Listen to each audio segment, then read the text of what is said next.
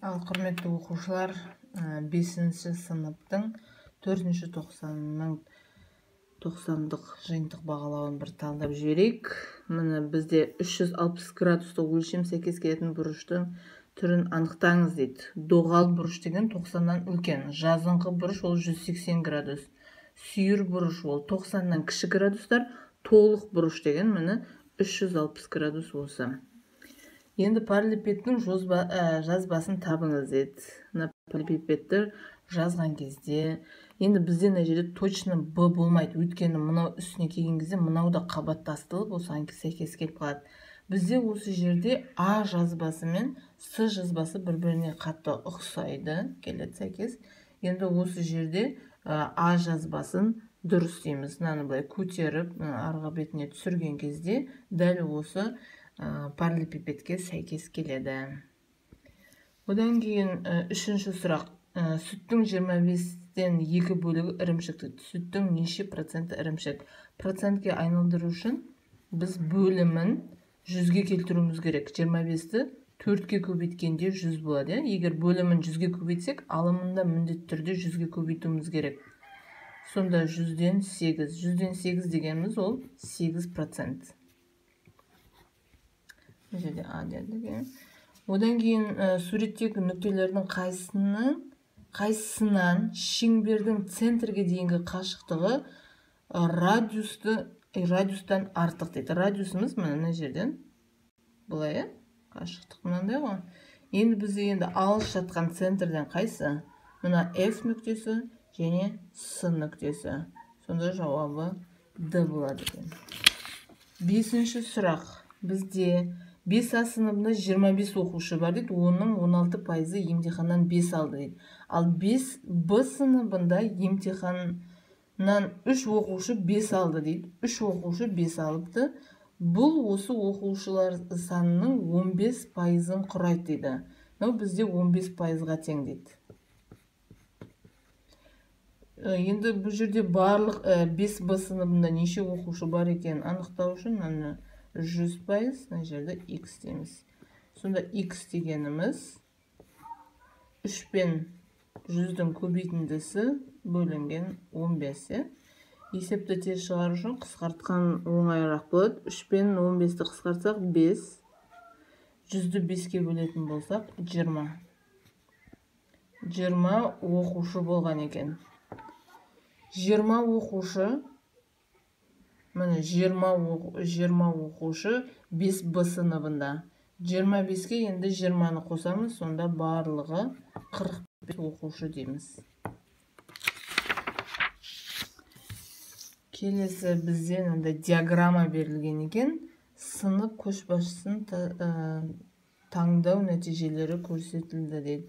Бізге сұрақтарға жауап берейік. Дөңгелектегі мәліметтерді қолданып, келесі сұрақтарға жауап берейік. Ербол дауыстың қанша пайызын жинады дейді. Мына жерде Ерболды табу үшін мына пайыздардың барлығын қосып алып, 100%-дан азайтып тастауымыз керек.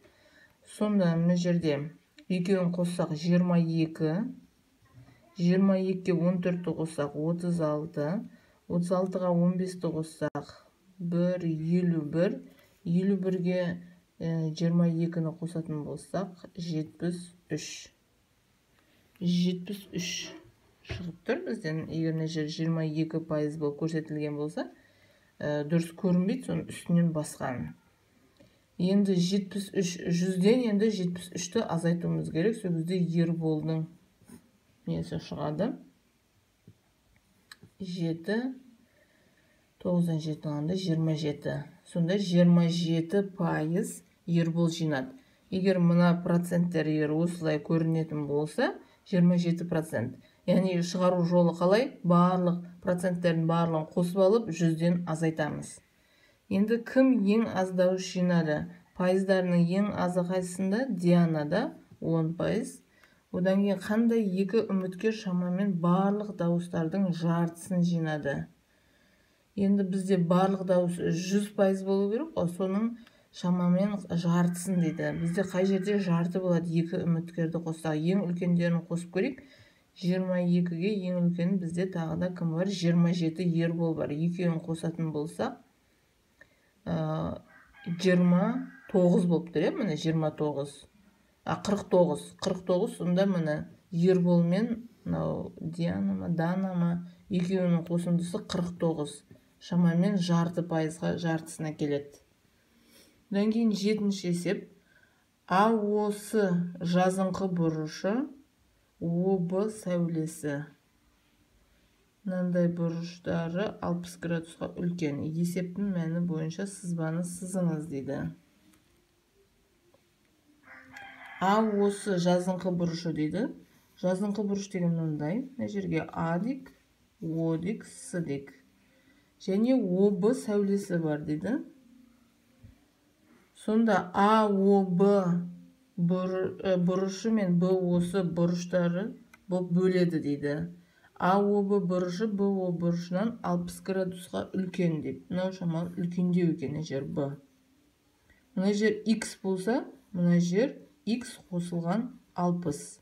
Барлығы 180 ғой. Теңдеуіміз сонда қандай болады? X қосылған 60 қосылған X тең 180 градус. Сонда мына жерде 2x тең 60 теңдік мына бетіне азайту болып өтеді. 180-нен 60-ты азайтсақ 120. X тең 120-ны 2-ге бөлеміз 60 градус. Сонда бізде кішісі қандай? БОС 60 градус. Мына жер 60 градус екен. Ал 60-ға енді 60-ты қосатын болсақ 120. Ол АОБ екен. Мына АОБ бұрышы БО бұрышынан 60 градусқа үлкен, дұрыс. Енді 8-ші есеп. Кестеде оқушылардың несі берілген. Бізде не жерде диаграмма сызу керек екен. Бірінші шамамен дәптерлеріңе осылай қылып сызасыңдар. Мына жерде дұрыс шешілген сұрақтар, сұрақ па, тапсырма. Бұл жерде 0, 1, 2, 3, 4, жерге 5, 6. Одан кейін оқушылар саны. Міне мынандай қылып оқушылар санын осылай келтіріп алған дұрыс. Міне 2-2-ден қосып отырған 4, 6, 8, 10, 12, 14, 16 қылып. Енді бізде 0 тапсырма шешкендер бізде 3-еу, 3 дегеніміз қай жерде 2 мен 4-тің ортасында. Сонда біздің диаграммамыз осылай. Одан кейін бір сұрақ шешкендер 4-еу, міне 4-тің несін тұсында. Одан кейін 2 сұрақ шешкендер 12. 12-ге былай келтіреміз. Одан кейін 3 сұрақ шешкендер 15. 15 дегеніміз міне 14 пен 16-ның арасында.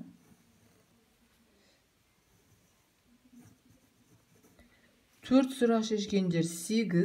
8 бізде бар мына.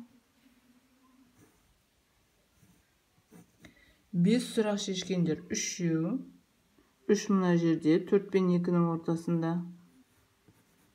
6 сұрақ шешкендер 5-еу. 5-те бізде 4 пен 6-ның ортасында. Мына жерге келтірейік. Ортасына. Мына өстіп диаграммасын сызамыз кестедегі. Енді емтихан қанша оқушы қатысты дейді. Мына оқушылардың санын барлығын қосып аламыз. Мына жерде 7, 12-ге 7-ні қоссақ 19, 19-ға 15-ті қоссақ 34, 34-ге 8-ді қоссақ 42, 42-ге тағы да 8-ді қоссақ барлығы 50 оқушы екен.